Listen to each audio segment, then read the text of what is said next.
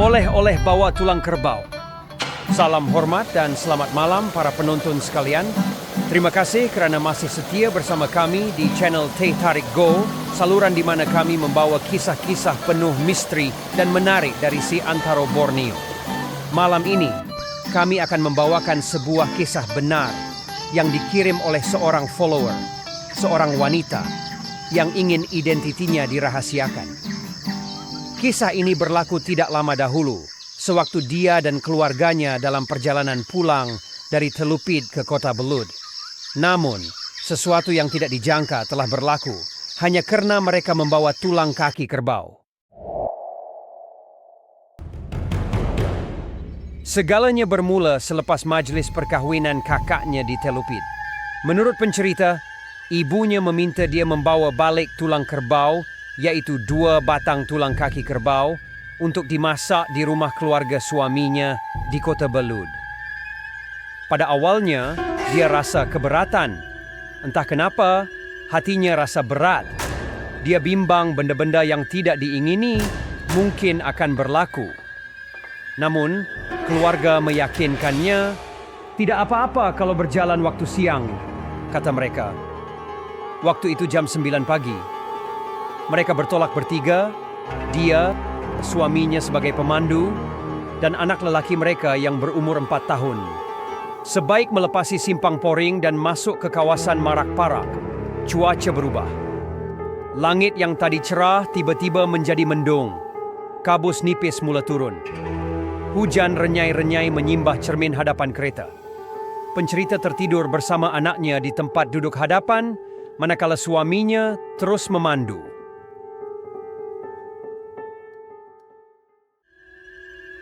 Tiba-tiba, dia terasa kereta berhenti. Terjaga dalam keadaan masih mamai, dia melihat suaminya sudah pun keluar dari kereta, mundar-mandir di tepi kereta, berdekatan sebuah jambatan kecil. Jam baru menunjukkan sekitar pukul 12:30 hari. Namun suasananya gelap seperti senja. Angin sejuk bertiup halus, menambahkan rasa tidak sedap hati. Dia menegur suaminya. "Kenapa berhenti di sini?" "Macam ada bunyi pelik dari tayar," jawab suaminya. "Tapi saya tak pasti bunyi dari sebelah mana," kata suaminya lagi. Dia menunggu dalam kereta bersama anaknya selama hampir 5 menit. Akhirnya, suaminya masuk semula ke dalam kereta, lalu mereka meneruskan perjalanan, namun bunyi pelik dari tayar itu tidak hilang. Ia berterusan sehingga mereka tiba di pekan kota Marudu. Mereka singgah makan dan suaminya cuba periksa kereta sekali lagi. Hairannya, dia tak jumpa apa-apa.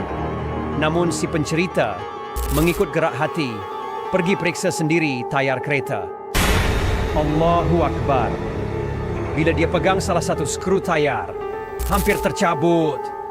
Cuman tinggal 2 skru yang masih lekat, yang lain semua sudah longgar.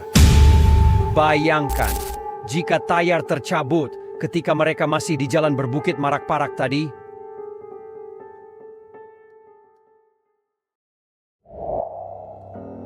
Jam 6 petang mereka sampai ke kota Belud. Seperti dirancang, tulang kerbau itu diserahkan kepada ibu mentua untuk dimasak. Mereka makan malam bersama dan bersedia untuk berehat. Sekitar jam 7:45 malam, pencerita membawa anaknya masuk ke bilik untuk tidur. Namun, sebaik masuk bilik, anaknya yang berumur 4 tahun itu mula menangis. Tangisannya bukan biasa-biasa. Dia merengek dan menunjuk ke arah dinding bilik dengan ekspresi muka ketakutan. Pencerita segera memanggil suaminya naik ke bilik. Semakin mereka cuba tenangkan anak mereka, semakin kuat dia menangis dan menjerit. Ayat-ayat suci Al-Quran mula diputarkan, namun tangisannya tetap tidak reda. Akhirnya, mereka bawa anak itu turun dan duduk di ruang tamu bersama ibu mentua. Setelah dibacakan doa dan air penawar oleh ibu mentua, barulah anak itu sedikit tenang. Namun, bila mereka kembali ke bilik, anak itu menangis semula. Kali ini lebih kuat, sambil menunjuk ke dinding dan berkata, "Cicak, muka orang, lidah panjang. Dia tunjuk dan buat gaya makhluk aneh itu. Seekor cicak, tetapi berwajah manusia dan lidahnya panjang menjulur keluar. Meremang bulu roma pencerita sekeluarga. Tanpa menunggu lama, mereka terus buka tingkap bilik dan anaknya dengan serta-merta berhenti menangis. Katanya, "Sudah keluar."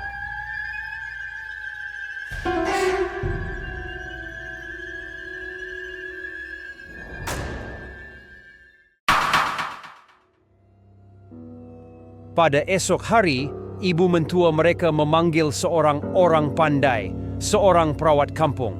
Lelaki itu melakukan bacaan dan rawatan. Sewaktu rawatan dilakukan, dia berhenti seketika dan berkata, "Benda ini bentuknya macam cicak, tapi panjang lidah.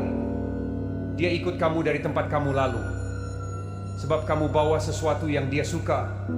Pencerita dan suaminya tergamam. Lalu mereka memberitahu tentang tulang kerbau yang mereka bawa dari Telupit. Orang pandai itu mengangguk dan berkata lagi, "Itu tulang, ada sesuatu yang suka. Dia menumpang dan dia suka kamu. Sebab itu dia ikut." Lebih mengejutkan, lelaki itu menambah, "Kamu mengandung. Sebab itu benda itu mudah mengganggu." Pencerita terdiam. Kerana ketika itu dia sendiri pun belum tahu bahawa dia sedang mengandung. Sejak hari itu, dia bertekad untuk tidak lagi membawa daging, tulang, atau apa-apa binatang sembelihan semasa perjalanan jauh, terutamanya pada waktu malam. Terlalu banyak yang kita tak nampak, dan kadang-kadang ada oleh-oleh yang suka menumpang. Demikianlah sebuah kisah benar yang kami bawakan malam ini. Sebuah pengalaman yang menjadi peringatan kepada kita semua bahawa kadang-kadang sesuatu yang kelihatan biasa, seperti tulang haiwan sembelihan, mampu mengundang sesuatu dari alam yang lain. Terima kasih kerana terus bersama Teh Tarik Go. Jangan lupa kongsi kisah ini kepada rakan-rakan dan keluarga. Jika anda juga ada pengalaman misteri dari Sabah, Sarawak atau mana-mana tempat di Borneo, kongsikan dengan kami. Selamat malam dan hati-hati jika anda membawa barang yang mereka suka.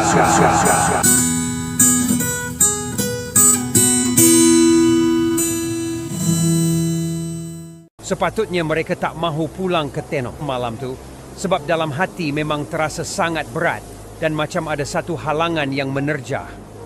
Melihat ke ufuk langit yang terlalu gelap pada malam itu, tiba-tiba dia diselubungi perasaan takut. Walaupun